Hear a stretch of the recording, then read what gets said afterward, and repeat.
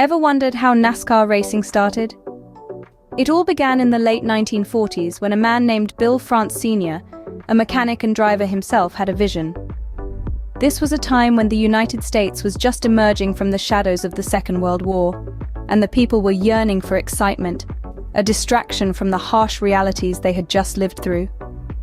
Enter the thrilling world of stock car racing, an exhilarating spectacle that was fast gaining popularity across the nation. But there was a problem.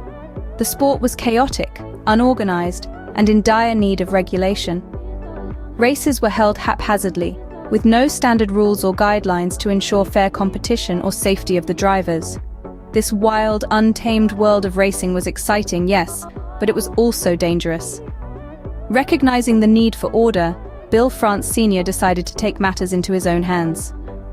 With his roots in Daytona Beach, a place synonymous with speed and racing, France organized a meeting at the Streamline Hotel in December 1947. He invited drivers, mechanics, and car owners from all over to discuss the future of the sport. The meeting was a success. France's vision was shared by many, and they agreed on the need for a unified body to oversee and regulate racing. Thus, in February 1948, the National Association for Stock Car Auto Racing, or NASCAR as we know it, was born. NASCAR was a game changer. It brought organization to the chaos, rules to the reckless, and safety measures to the dangerous. It turned racing from a wild spectacle into a legitimate sport, with standardized rules, regular schedules, and a championship at stake. And just like that, stock car racing was transformed. The wild post-war era of stock car racing was tamed, and in its place arose a racing giant, a sport that would captivate millions and become a defining part of American culture. So NASCAR was born out of a need for organization and regulation in the wild world of post-war stock car racing. As we moved into the 1950s, NASCAR began to find its wheels, so to speak. This decade was marked by big strides and even bigger races. In 1950, the Grand National Series was introduced. It was a game changer for NASCAR, setting a new standard for the sport and creating a platform for the most talented drivers to show off their skills. The inaugural Southern 500 race was another milestone in this era. Taking place at the Darlington Raceway in South Carolina, the Southern 500 was a grueling test of endurance that attracted drivers and spectators from all over the country. It was here that the sport began to take on a life of its own, and the names of the racers became etched in the annals of racing history. NASCAR's popularity began to surge in the 1950s. The thrilling races, the roar of the engines, the unexpected turns of events. All these elements combined to captivate audiences far and wide. NASCAR was no longer just a niche interest, it was becoming a sport of national interest. But the real turning point was the first televised race in 1952. This was a momentous occasion. For the first time, people from coast to coast could see the action unfold right in their living rooms. They could almost feel the rush of the wind, the heat of the engines, and the thrill of the chase. Television brought NASCAR to a much wider audience. It allowed people who had never been to a racetrack to experience the exhilaration of the sport. More importantly, it brought NASCAR into the mainstream consciousness. The impact of television cannot be overstated. It transformed NASCAR from a regional pastime into a national sensation. It gave the sport a platform to grow and evolve, and most importantly, it made NASCAR a household name. With the advent of television, NASCAR was no longer a regional phenomenon. It was now a national sensation. The 1960s and 1970s were truly the golden age of NASCAR, where the sport's identity was truly forged, creating legends that would echo through time. This era introduced the world to iconic drivers, the likes of which included the inimitable Richard Petty and the fearless Cale Yarborough. Richard Petty, often hailed as the king of NASCAR, dominated the speedway, winning a record 7 championships and 200 victories, a feat unrivaled to this day. Cale Yarborough, on the other hand, was the first driver to win 3 consecutive championships, setting a precedent for future racers. These 2 decades also marked the inception of the modern point system. This new system was designed to reward consistency, placing equal emphasis on every race in the season. This not only intensified the competition, but also kept fans on the edge of their seats until the very end of the season. The first Daytona 500, often referred to as the Super Bowl of stock car racing, was held in 1960, marking a significant milestone in NASCAR history. This race was the first of its kind to be broadcasted live on television, opening the sport to millions of new fans and setting the stage for NASCAR's future popularity. The 1970s saw the influence of corporate sponsorship seeping into the sport. Companies started to realize the untapped potential of NASCAR's growing fan base. As a result, the cars started to feature brand logos, and races began to be named after sponsors.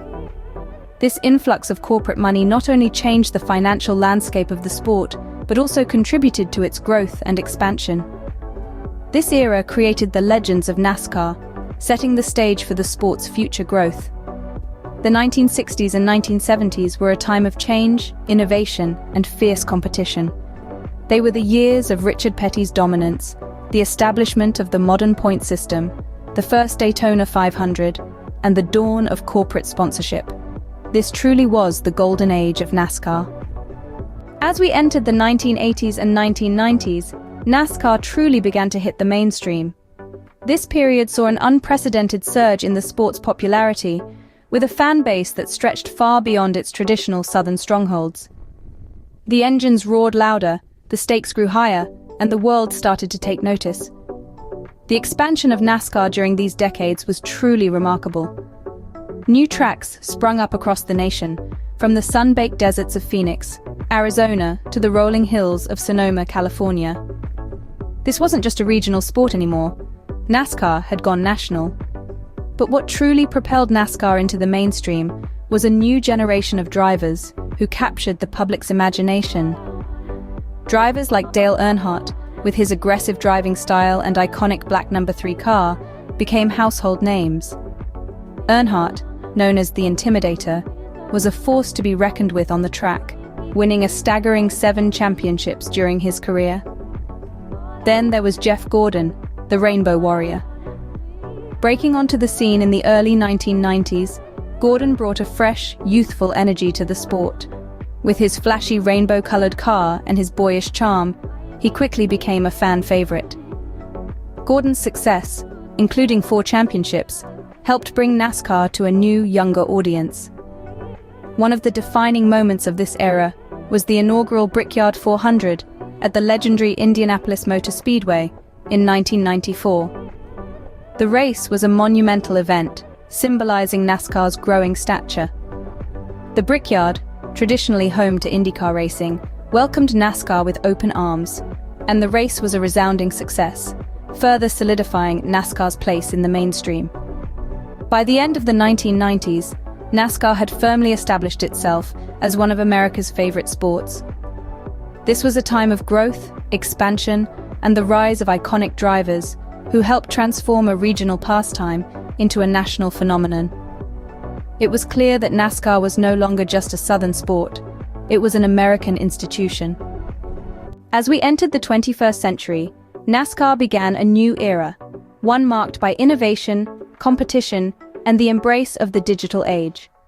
The early 2000s brought significant changes that would redefine the sport. One of the most notable was the introduction of the Chase for the Cup, a playoff-style competition that enhanced the excitement of the season's final races. This new format intensified the competition as drivers battled it out for the coveted trophy. Around the same time, NASCAR introduced the Car of Tomorrow, a standardized vehicle designed to enhance driver safety and level the playing field.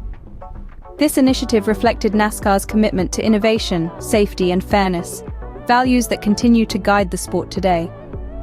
As NASCAR moved forward, it also embraced the digital age. The advent of social media and online streaming services brought the sport closer to its fans, allowing them to engage with their favorite drivers and races like never before. This digital revolution not only increased NASCAR's accessibility, but also broadened its reach, introducing the sport to new audiences around the world. The 2000s also saw the rise of new stars who would leave their mark on the sport. Jimmy Johnson, a driver known for his skill and tenacity, became one of the most decorated racers in NASCAR history. His 7 Cup Series championships tied him with legends Richard Petty and Dale Earnhardt, cementing his place in the pantheon of NASCAR greats. Another notable figure of this era is Kyle Busch, a driver whose aggressive style and competitive spirit have earned him a spot among NASCAR's elite. Busch's impressive record, including 2 Cup Series championships, speaks to his talent and his relentless pursuit of victory.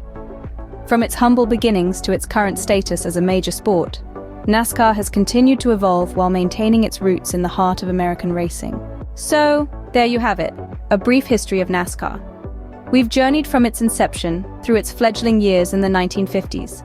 We've relived the golden age of the 60s and 70s, and witnessed its surge into mainstream popularity in the 80s and 90s. Finally, we've explored the modern era of NASCAR, where it continues to captivate and excite. Whether you're a longtime fan or new to the sport, there's no denying the impact and excitement of NASCAR racing. Thanks for tuning in.